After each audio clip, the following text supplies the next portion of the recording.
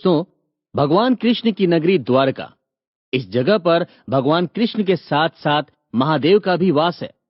यहाँ पर भगवान शिव ज्योतिर्लिंग के रूप में विराजमान है। यहाँ पर भोलेनाथ के नागेश्वर अवतार के दर्शन होते हैं, जिन्हें नागेश्वर ज्योतिर्लिंग के नाम से जाना जाता है। नागेश्वर ज्योतिर्लिंग द्वारकापुरी से 17 किलोमीटर दूर बेट द्वारका जाते वक्त रास्ते में आता है। भगवान शिव का ये मंदिर 2500 साल पुराना है, लेकिन इस मंदिर का कई बार रिनोवेशन हो चुका है। द्वारका में भगवान शिव ज्योतिर्लिंग के रूप में कैसे स्थापित हुए, इसके पीछे एक बहुत ही इंटरेस्टिंग कहानी है। पौराणिक कथा के अनुसार हजारों साल पहले एक व्यापारी था। वो भगवान शिव का भक्त था। उसका नाम सुप्रिय था। सुप्रिय धर्म में बहुत ज्यादा विश्वास करता था और इसी वजह से अपनी कमाई का बड़ा हिस्सा लोगों को दान कर दिया करता था। वो व्यापारी हर किसी की मदद के लिए हमेशा तैयार रहता था, लेकिन सुप्रिय की शिव भक्ति राक्षस दारुक को बिल्कुल भी पसंद नहीं थी। राक्षस दारुक नहीं चाहता था कि कोई महादेव की भक्ति करे। वो चाहता था लोग उसे भगवान की तरह माने और सिर्फ उसी की पूजा करें। एक बार सुप्रिय अपनी नाव पर सवार होकर व्यापार करने के लिए कहीं जा रहा था। उस नाव पर और भी कई लोग सवार थे। राक्षस ने नाव पर हमला बोलकर सुप्रिय समेत कई लोगों का अपहरण कर लिया और सभी लोगों को जेल में बंद कर दिया। सुप्रिय तो शिव भक्त थे, इसलिए उन्होंने जेल में भी भगवान शिव की आराधना करनी शुरू कर दी। वो लगातार ओम नमः शिवाय मंत्र का जाप करते रहे। सुप्रिय के साथ साथ जेल में बंद और भी कैदी भगवान शिव से प्रार्थना करने लगे और सभी ओम नमः शिवाय का जाप करने लगे।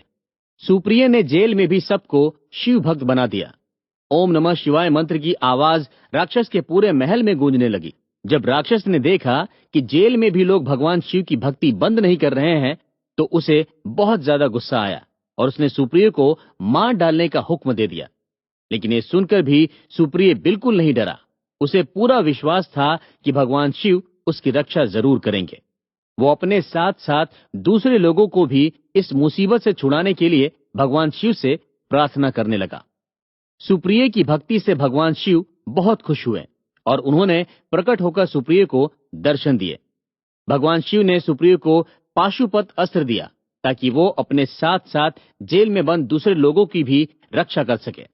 उसके बाद भगवान शिव वहीं पर शिवलिंग के रूप में विराजित हो गए। भगवान शिव के कहने पर ही इस ज्योतिर्लिंग का नाम नागेश्वर ज्योतिर्लिंग रखा गया। भगवान शिव के दिए हथियार से सुप्रिय ने राक्षस दारुक और उसके साथियों को मार डाला। तभी से यहाँ पर भगवान शिव नागेश्वर ज्योतिर्लिंग के रूप में विराजित हैं। नागेश्वर मंदिर में भगवान शिव के सिर्फ दर्शन करने से ही भक्तों को सारे दुखों से मुक्ति मिल जाती है। अगर नागेश्वर ज्योतिर्लिंग का सावन के महीने में विशेष पूजा और अभिषेक किया जाए तो उसका बहुत पुण्य मिलता है। नागेश्वर मंदिर के गर्भगृह में स्थापित ज्योतिर्लिंग दूसरे ज्योतिर्लिंगों से थोड़ा बड़ा है, जिसके ऊपर चांदी का कवर चढ़ाया गया है। नागेश्वर ज्योतिर्लिंग पर फन फैलाए नाग देवता भी विराजित हैं, जिन्हें चांदी से बनाया गया है। जिन लोगों की कुंडली में काल सर्प दोष या फिर नाग दोष होता है, वो खास तौर पर इस मंदिर में आकर भगवान शिव का अभिषेक और पूजा करते हैं। ऐसा करने से उन्हें काल सर्प दोष और नाग दोष से मुक्ति मिलती है। इस ज्योतिर्लिंग में भी पूजा और कर्मकांड के दौरान धोती पहनकर ही अंदर जाने की परमिशन है। नागेश्वर मंदिर में शाम 4 बजे बाबा भोलेनाथ का श्रृंगार किया जाता है, जिसके बाद किसी को भी गर्भगृह के अंदर जाने की परमिशन नहीं होती है। लोग दूर से ही नागेश्वर ज्योतिर्लिंग के दर्शन करते हैं। यहाँ शाम 7 बजे आरती होती है, जिसके बाद रात 9 बजे मंदिर के दरवाजे बंद कर दिए जाते हैं। सावन के महीने में लाखों श्रद्धालु भगवान नागेश्वर के दर्शन करते हैं। कहा जाता है कि जो भी भक्त सावन महीने में मंदिर के अंदर बैठकर नागेश्वर ज्योतिर्लिंग की कहानी सुनता है, उसे सीधा मोक्ष मिलता है और शिव धाम में जाता है। जन्माष्टमी के दौरान भी नागेश्वर मंदिर में हजारों लाखों श्रद्धालु पहुंचते हैं।